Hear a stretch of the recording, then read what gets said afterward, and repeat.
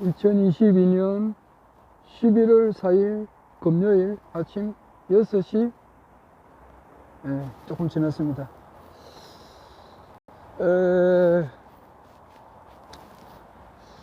자전거를 좀 타고 다니다가 자전차가 이게 또 뒷타이어가 빵꾸가 나가지고 그래서 이제 뭐 자전거를 버리기로 생각했습니다. 그래서 뭐 다시 수리해가지고 타기도 그렇고 자전거 타고 가다가 많이 다치는 수도 있고 이러니까 그냥 뭐 자전거를 버리고 다시 또 버스를 탑니다.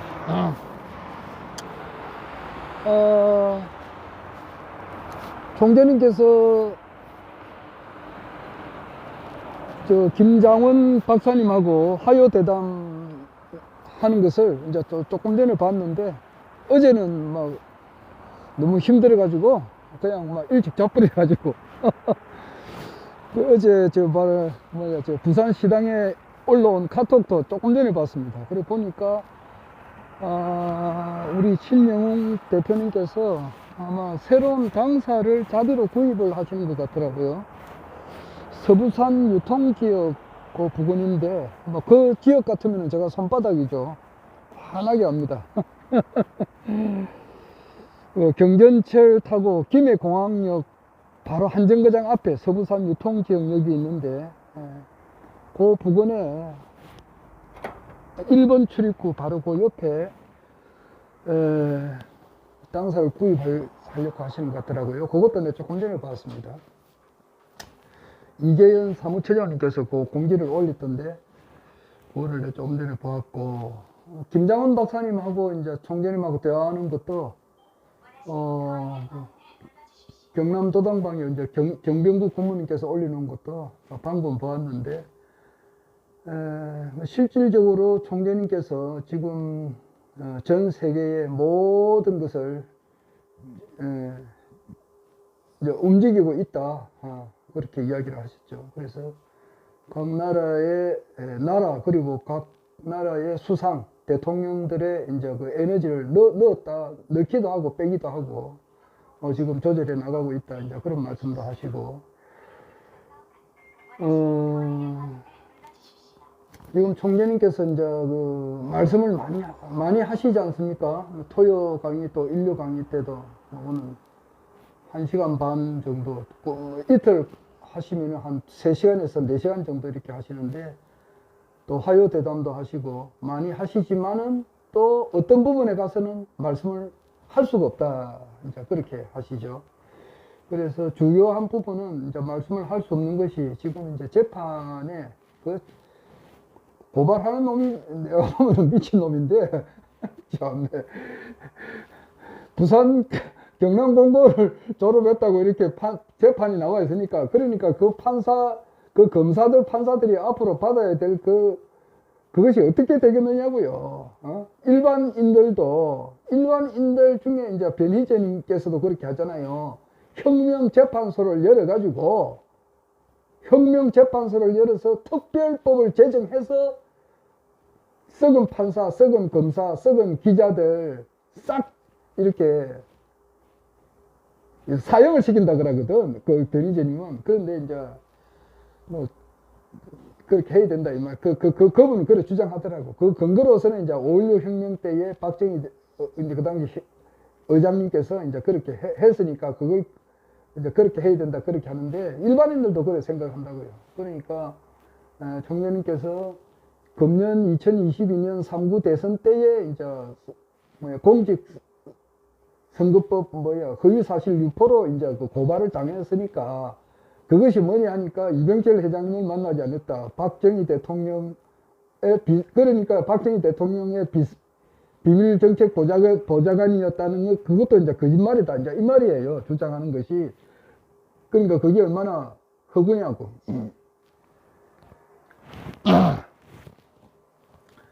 그러니까 그 근거로서 이제 2009년도 그때 이제 총재님께서 실형을 1년 6개월 사셨을 때에 그때 재판 기록을 근거로 해서 이제 허위사실 유포다, 이제 이렇게 이제 고발을 한 거거든요. 그런데 그 재판 자체가 잘못된 거다 말이에요. 그게 뭐냐 하니까 거기에서 경남공고를 졸업했기 때문에 이병철 회장의 양아들이 될 수가 없고 박정희 대통령의 이제 비선, 비밀정책, 비밀보좌관이 될 수가 없다. 이제 그래서 그것이 허위사실 유포다. 이제 이렇게 고발을 한 건데 거기에 대한 재심이 들어가 있는 상태죠. 그래서 얼마 전에 총장님 말씀하실 때에 그 금액이 한 20억 정도 들어가가지고 재심을 하는데, 이제 재심을 앞두고 그 결과가 아무래도 이제 그 사필 규정, 또 전화위복이 되리라 저는 그렇게 믿죠. 이제 그것이 그런 것도 하나의 이제 총장님께서 이제 실질적으로 세상에 드러나는데 큰 역할을 할 것 같습니다. 그래서 그런 것을 앞두고 있기 때문에 총장님께서 말씀을 하고는 싶은데 말씀을 다 하지는 못한다, 이제 그런 말씀인 것 같더라고요. 그래서 우리가 이제 유척을 할 수밖에 없어요. 그래서 내가 내 개인적인 의견을 표현할 때도 저것은 분명히 노란 색깔인데 총장님께서 빨간 색깔이다 할 때는 그 깊은 의미를 알아야 된다, 네, 그렇게 이야기한 적도 있는데, 하여튼 뭐 그 정도만 이야기하겠습니다. 그런 것을 나는 총장님의 우리야 이제 비교할 거는 안 되지. IQ가 무한대하고 백단위하고는 비교할 때는 안 되지만은, 그래도 이제 일반인들만 하더라도요, 자기가 아무리 친한 사람하고 이야기를 많이 하잖아요. 하더라도 진짜 이야기 해서는 안 될 일은 하지 않습니다. 일반 사람들도 그러는데, 지인님께서는 더 하시죠.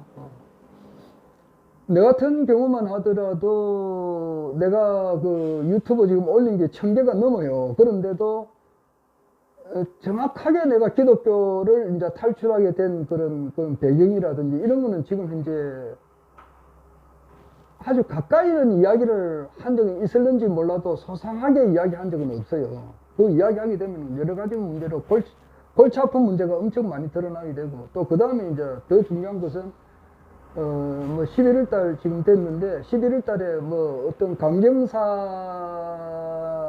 대한 자기 나름대로 좀 많이 아는, 강경산에 대해서 많이 아시는 분이 거기에 관련된 것을 가지고 강연을 이제 전국적으로 하려고 한다는 것을 어떤 신문사에 이제 크게 광고를 해놔가지고 하는 것이 있더라고요. 그거 내가 잘 알죠. 거기에 대해서는 정말 너무너무 할 이야기가 진짜 많지만은 그런 이야기를 내가 못합니다. 나도 역시 이제 그런 것이 있다고요. 거기에 대해서는 말씀을 할 수가 없어요. 그런데 저 신인님께서도 마찬가지죠. 지금 재심을 앞두고 그렇게 할 말은 많아도 말을 다 못한단 말이에요. 그러나 궁극적으로 가서는 그렇습니다. 이 전 세계 역사를 뒤에서 지금 현재 움직이고 계시는 것은 허경영 신인님이시고, 또 지금 국내외 정세가 긴박하게 들어간다 이 말이에요. 오늘이 4일, 앞으로 4일 뒤에는 이제 미국 중간선거, 엄청 중요한 겁니다. 그리고 일론 마스크가 트위터를 인수했다는 거, 이것도 어마무시하게 중요한 일이고, 지금 현재 이태원 참사가 벌어졌는데 이걸 가지고 이제 천공이라는 사람이 지금 수면 위로 좀 드러나는 상태거든요. 그래가지고 어제 그 미디어워치의 대표 이제 변희재님하고 김종민 박사님하고 김용민 박사님하고 이제 강동서에서 23탄에서 말씀을 하셨거든요.